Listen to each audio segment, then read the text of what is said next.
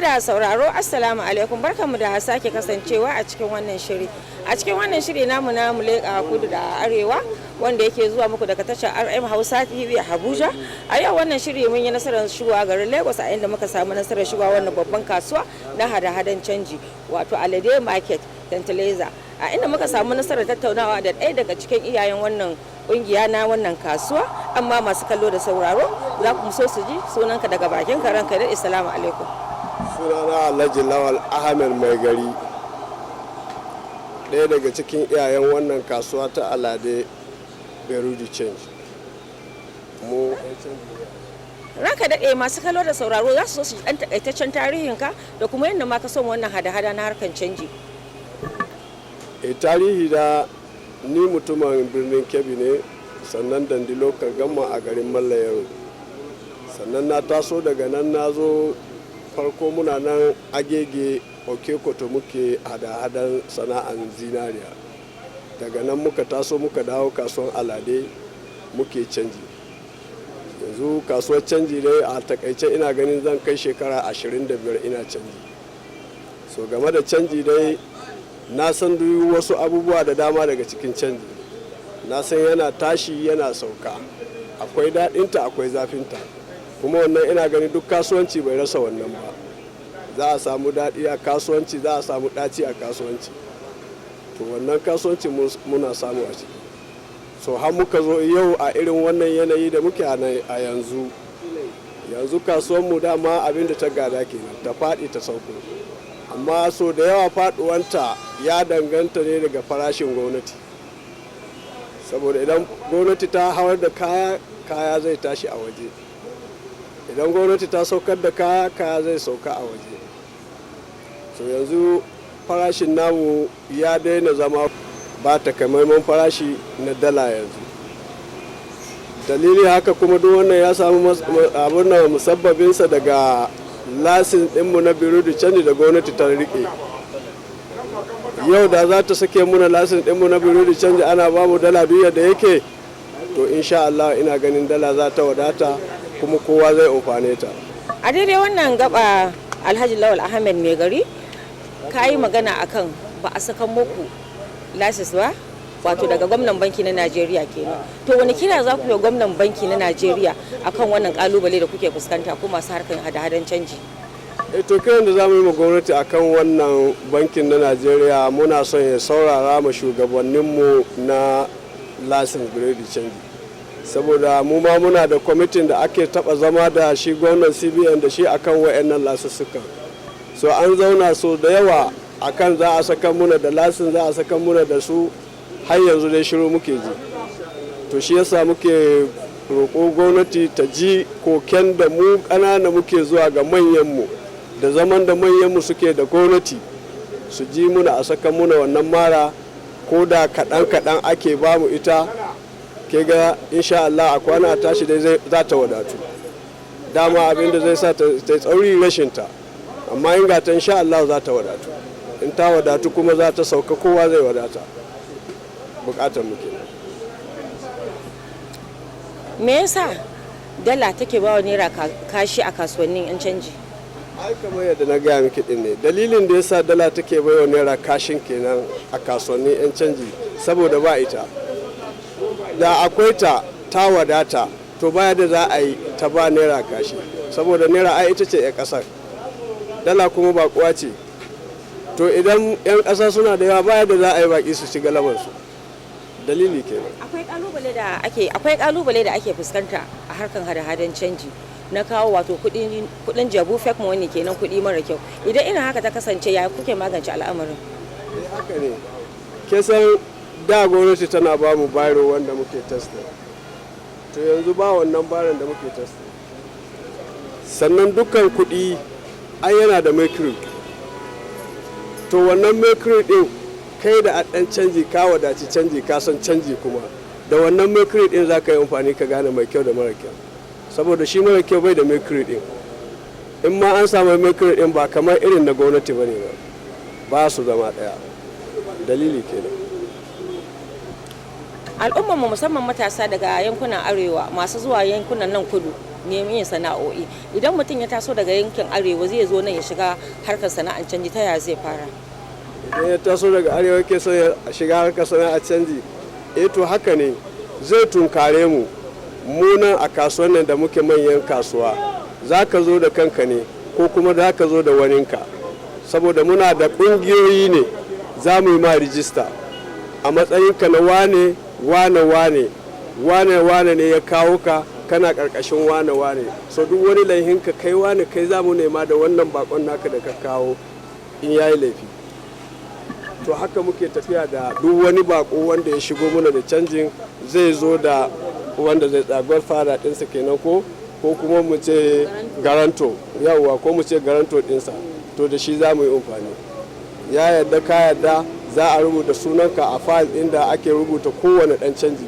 Yanzu ke ga misali a nan wajen, ai muna da sunan kowa, mun san kuma adadin kowa a nan, mun san duk wanda yake ƙarƙashin wani a nan mun san shi. To da wannan za mu yi aiki, mu haɗa ƙungiyarmu, mu san mutum nawa ne da mu, wa ya kawo bako, wane ya kawo bako, bakonka ya yi kaza ko a'a bai yi kaza ba, shine za mu yi amfani da su. A haka muke tafiya.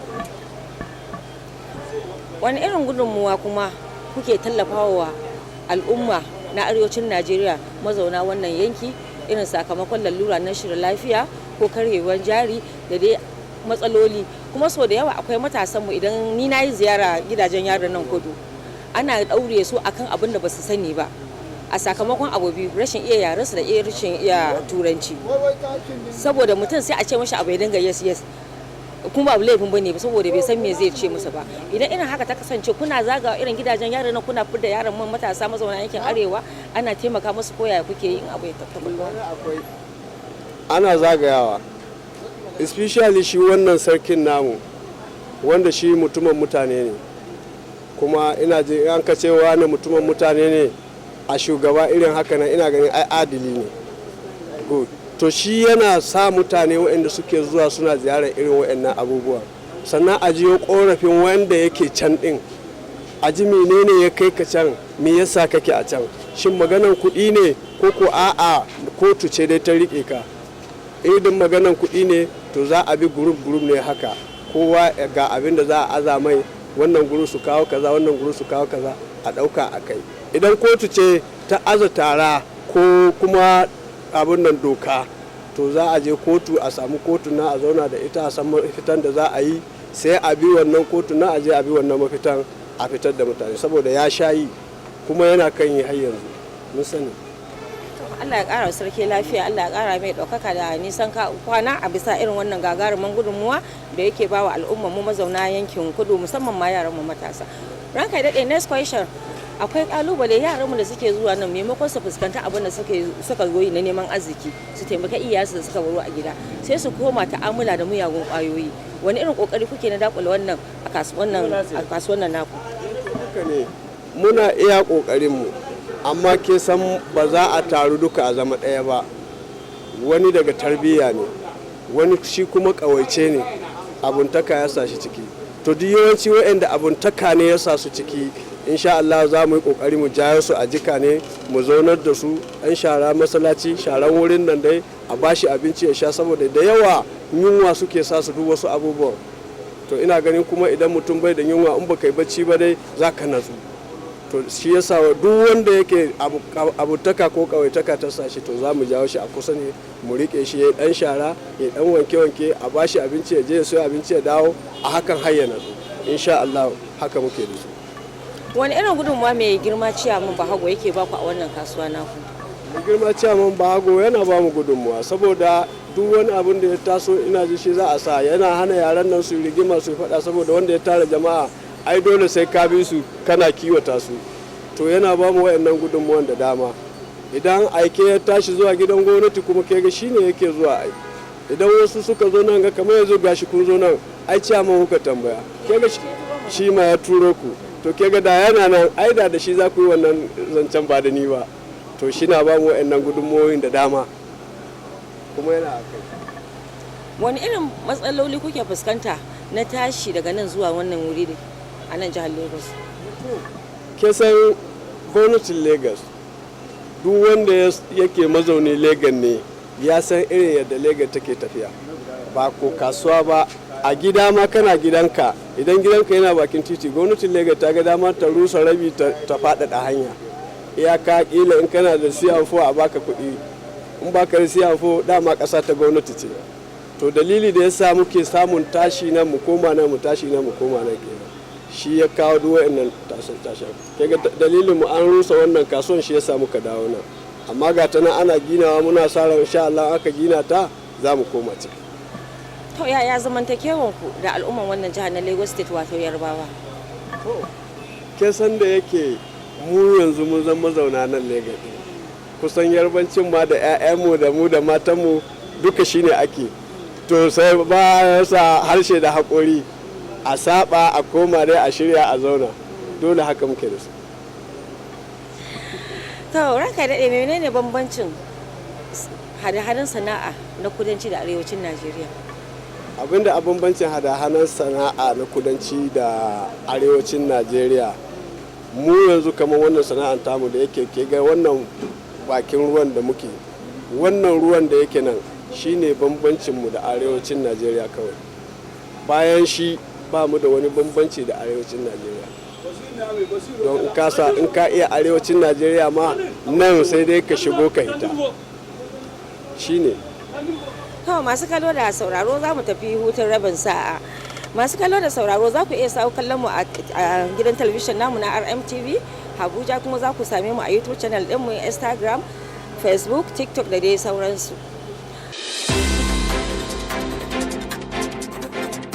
Kallo da sauraro, Assalamu alaikum. Barkanmu da sake kasancewa a cikin wannan sabo tasha tamu ta RM Hausa TV, wanda yake nan babban birnin tarayya Abuja, Najeriya. Wannan tasha tamu ta shirya tsab domin kawo muku shirye-shirye masu ilimantarwa, nishaɗantarwa, faɗakarwa. Daga cikin shirye-shiryenmu akwai mu leƙa kudu da arewa daga masarautunmu.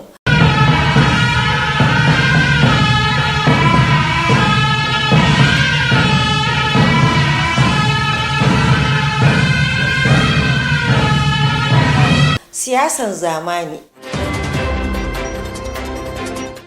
zamantakewan aure,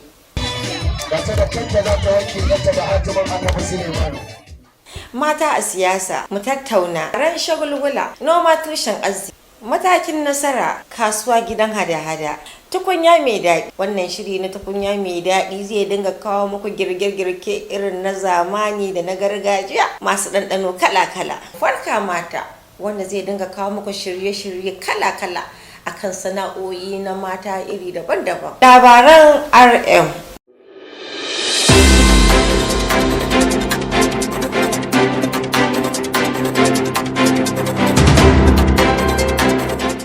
Wanda zai dinga kawo muku labarai na gida da wajen Najeriya gabaki ɗaya, domin al'umma su ji abubuwan da suke wakana a ƙasar Najeriya da kuma maƙotanmu.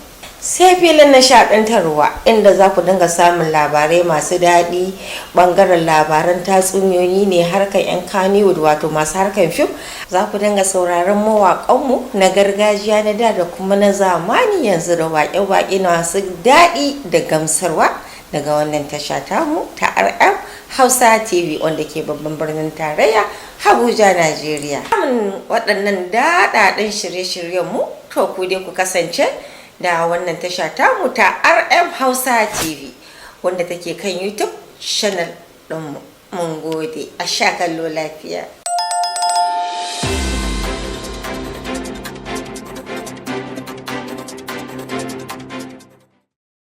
Barkamu da dawowa.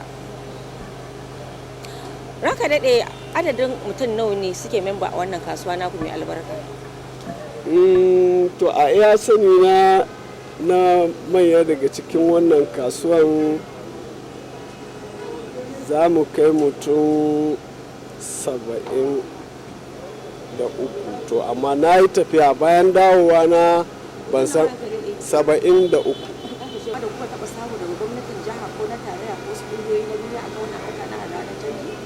Na da adal canji da nan, to ban ce akwai kungiyar da ta kawo mana wani gudunmuwa ko taimako ba a nan game da wannan canjin ba, babu shi. A daidai wannan gaba wani kira za ka yi ministan kasuwanci na Najeriya gabaki daya? A daidai wannan gaba kiran da zan yi ga ministan kasuwanci na Najeriya gaba daya to guda biyu ne, saboda yanayin irin tsadar rayuwar da ake ciki yanzu.